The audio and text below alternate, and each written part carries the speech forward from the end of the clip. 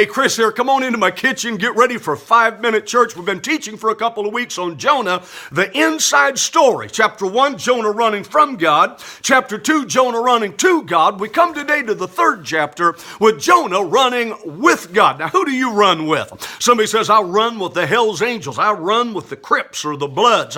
He runs with the wrong crowd. Well, everybody runs with somebody, but Jonah ran with God, and that's the best one to run with. Now, in chapter 3, the central text is verse 1. It says, the word of the Lord came the second time to Jonah, saying, rise and go to Nineveh. Now, I want to speak today on the God of the second chance, because number one, our God does give second and third and fourth and fifth chances. And we see that. You know, everybody's failed. Everybody's blown it.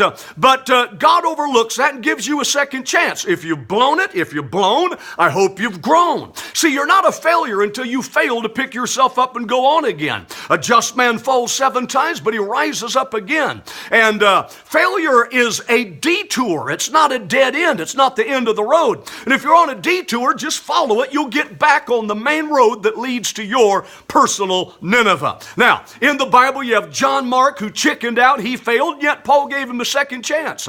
Peter denied the Lord. The Lord didn't give up on Peter, gave him a second chance, and he became the great apostle on the day of Pentecost. So, when the Bible speaks of being born again, that means you've got another chance coming. Second, you think your life stinks? Why don't you take a whiff of Jonah?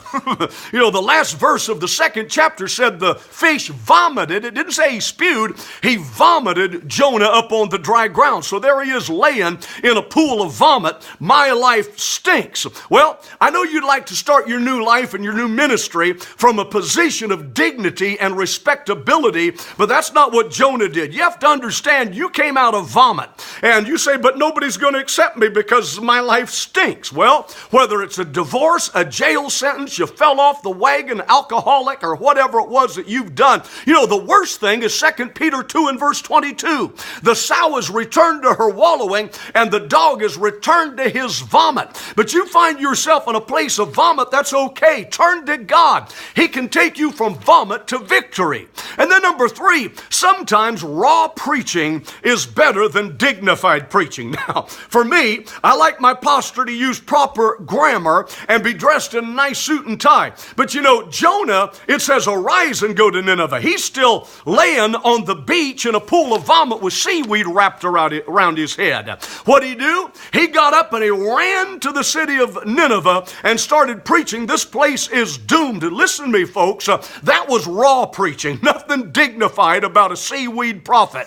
Amen. Sometimes you need an educated preacher, but sometimes you need raw preaching. And then number 4, I've got to ask the question, are you ready to do what I've called you to do now? Are you going to obey me? You know, verse 2, it says, go to Nineveh, that great city, and preach the preaching that I bid you preach. Now, Jonah might have wanted to go there and give 7 easy steps to successful Christian living. Or he might have wanted to go to Nineveh and preach on how to prosper in the coming tough time. Well, tough times are coming. There'd been a great eclipse. If you read history, there were 2 plagues or epidemics that hit Nineveh at this time, and there was civil war going on. And but the Lord said, I want you to preach what I tell you to preach, and that is, you got one sermon. Go to the center of town and say, within 40 days, this city is doomed, and Nineveh will be no more. Okay? Obey God. And then number 5, it's better to face your fears and head straight into the wind. You remember Jonah was afraid of Nineveh. That's why he wanted to go to Tarshish. But once you spent 3 days in the belly or the gut of a fish, you lose all fear. Listen, God's not giving you the spirit of fear. The king of Nineveh doesn't bother me. I've faced death. I've been to the bottom of the bars of the earth, and I've been swallowed by a fish. And if that doesn't scare me, nothing scares me. And 3 days journey to get to Nineveh, it says he entered a 1-day journey. In other words, he went 3 days journey in 1 day. You got that kind of a call of God on your life. It will propel your feet and get you to the heart of where you're supposed to go to obey God. God promises a second chance. Take his grace and be changed today. Kris here. Thanks for being a part of my program. Share this with a friend. We'll see you tomorrow with more on Jonah, the inside story.